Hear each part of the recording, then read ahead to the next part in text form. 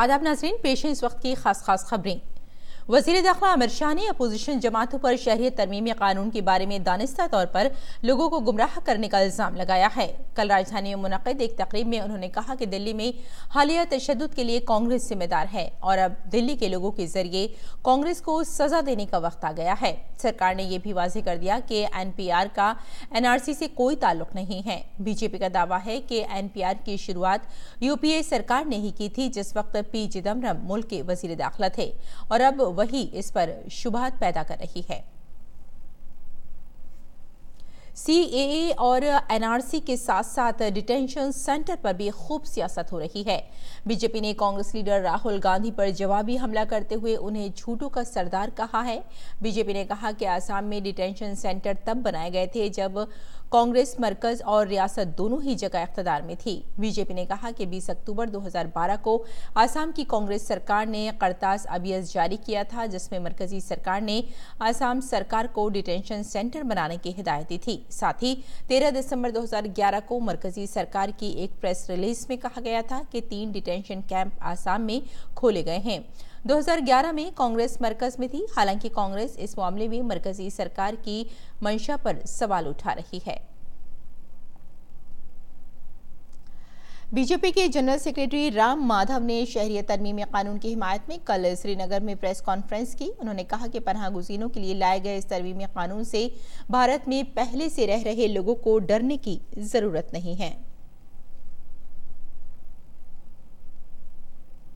उत्तर प्रदेश में शहरियत तरमीमी कानून के खिलाफ मुजाहिरों के दौरान तशद्दुद फैलाने वाले लोगों की निशानदेही करके नोटिस जारी किए जा रहे हैं। शरपसंद अनासिर की गिरफ्तारी का सिलसिला जारी है और मिल्कियत के नुकसान का अंदाजा लगाया जा रहा है। तशद्दुद में 19 लोगों को अपनी जान गंवानी पड़ी थी, जबकि 288 पुलिस एहलकार जख्मी हैं, जिनमें से 61 गोलीबारी में जख्मी हुए हैं।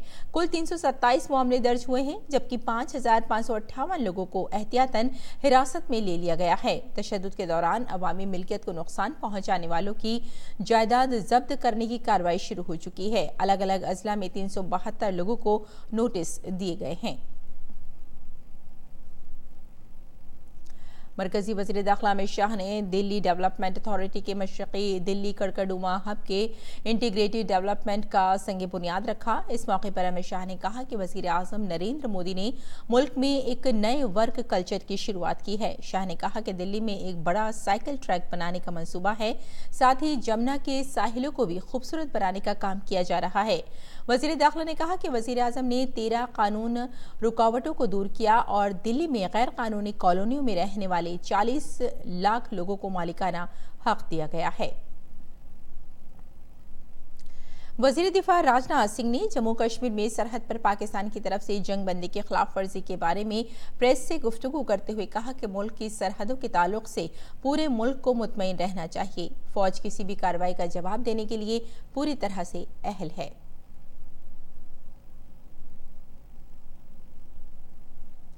और वज़ीर दिफा राजनाथ सिंह ने कल नई दिल्ली में एक प्रोग्राम के दौरान अवार्ड फॉर एक्सीलेंस 2019 तकसीम किए। इस मौके पर वज़ीर दिफा ने स्वच्छ भारत अभियान को कामयाब बनाने में अवार्ड याफ्तागान के किरदार की सताइश की। वज़ीर दिफा ने कहा कि उन्हीं की वजह से कन्वेंट के आसपास के इलाकों के रफ़ा हाजत से पाक बनाने में मदद मिली है। वज़ीर दिफा ने बढ़ती बम 2019 नामी किताब का इजरा भी किया। इस किताब में स्वच्छ भारत अभियान से मुताल्लिक़ मज़ामीन और तस्वीर शामिल हैं। नीज़ बाबा कौम महात्मा गांधी के 150वें यौम पैदाइश के मौके पर मुनक़िद तक़ारीब से मुताल्लिक़ मवाद भी मौजूद है।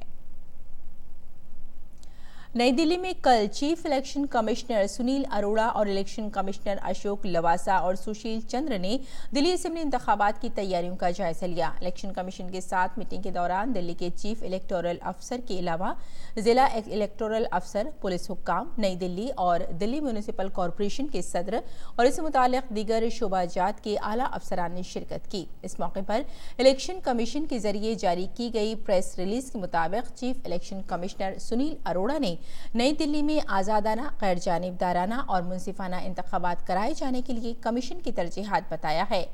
कमीशन ने इस मीटिंग में सी विजिल ऐप के जरिए शिकायत की इजाले से और ईवीएम वीवीपैट की ट्रेनिंग में संजीदगी पर जोर दिया है। इस मौके पर दिल्ली के चीफ इलेक्टोरल अफसर ने भी दिल्ली में असेंबली इंतखाबात से मुताल्लिक तैयारियों की तफसीलात पेश की।